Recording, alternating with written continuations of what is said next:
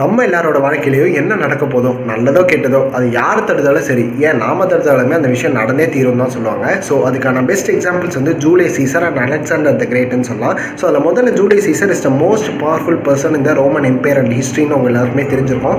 So ஒரு நாள் வந்து பார்த்தீங்கன்னா சூட் சேயர் வந்து அவர்கிட்ட வந்து சொல்கிறாரு, so beware of the ides of March அப்படின்னு சொல்லுவார். இவர் உடனே ஷாக் ஆகிட்டாரு.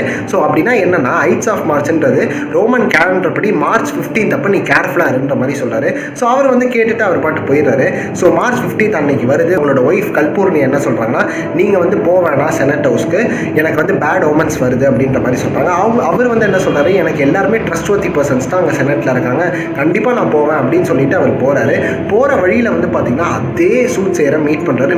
Heights of March have come அப்படின்ற மாதிரி சொல்கிறாரு. உடனே அந்த சூட் சேர் வந்து it has come but it has not gone அப்படின்ற மாதிரி சொல்கிறாரு. ஸோ அதுக்கப்புறமா நடந்தது எல்லாமே உங்களுக்கே தெரியும். செனட் ஹவுஸில் வந்து ப்ரூட்டஸ் அண்டு கேஷியஸும் சேர்ந்து வந்து பார்த்தீங்கன்னா அதர் கான்ஸ்பிரேட்டர்ஸை வச்சு அவரை ஸ்டாப் பண்ணி கொலை பண்ணாங்க. ஸோ இதே தான் வந்து பார்த்தீங்கன்னா அலெக்சாண்டர் தி கிரேட் வந்து என்னன்னா, அவர் வந்து பெரிய பர்சன், அந்த எந்த வார் போனாலும் அவர் வின் பண்ணிடுவார். பட் ஒரு நாளைக்கு வந்து பார்த்தீங்கன்னா இந்தியாவுக்கு வரும்போது வந்து பார்த்தீங்கன்னா கெலனாஸ் அப்படின்ற ஒரு சேஜை வந்து மீட் பண்ணார். அவரோட ஸ்பீச்சில் வந்து பார்த்தீங்கன்னா அவர் மயங்கிறாரு, ஃப்ளாட்டர் ஆயிடுறாரு. ஆனோடனே வந்து பார்த்தீங்கன்னா இவரை வந்து பேர்ஷியாவுக்கு அக்கம்பெனி பண்ணிக்கணும், இவரோட வேலைலாம் இந்தியாவில் முடிஞ்சோலே அப்படின்னு சொல்லிட்டு அவர்கிட்ட கேட்குறாரு. அவரும் வந்து ஓகே அப்படின்ற மாதிரி சொல்கிறாரு. ஸோ இவரும் வந்து பார்த்தீங்கன்னா சேர்ந்து அலெக்சாண்டரோட பேர்ஷியாவுக்கு போகிறாரு. போகிற வழியில் அவரால் ரொம்ப தூரம் போக முடியல. அதனால் வந்து பார்த்தீங்கன்னா என்னால் உடம்பு முடியல, நான் இங்கேயே வந்து செல்ஃப் இமோலேஷன் பண்ணிக்கிறேன் அப்படின்ற மாதிரி சொல்கிறாரு. ஸோ அவர் தன்னை எரிச்சுக்கும் போது கடைசியாக வந்து அவர் எரிஞ்சு போகும்போது என்ன சொல்கிறாரு அப்படின்னா, அவர் I will see you in Babylon அப்படின்ற மாதிரி சொல்கிறாரு. ஸோ இது வந்து அலெக்சாண்டருக்கு பெரிய ஷாக்காகவே இருந்தது. ஸோ இவரும் வந்து பார்த்தீங்கன்னா பேர்ஷியாவுக்கு போயிடுறாரு, அவர் இறந்துட்டாரு.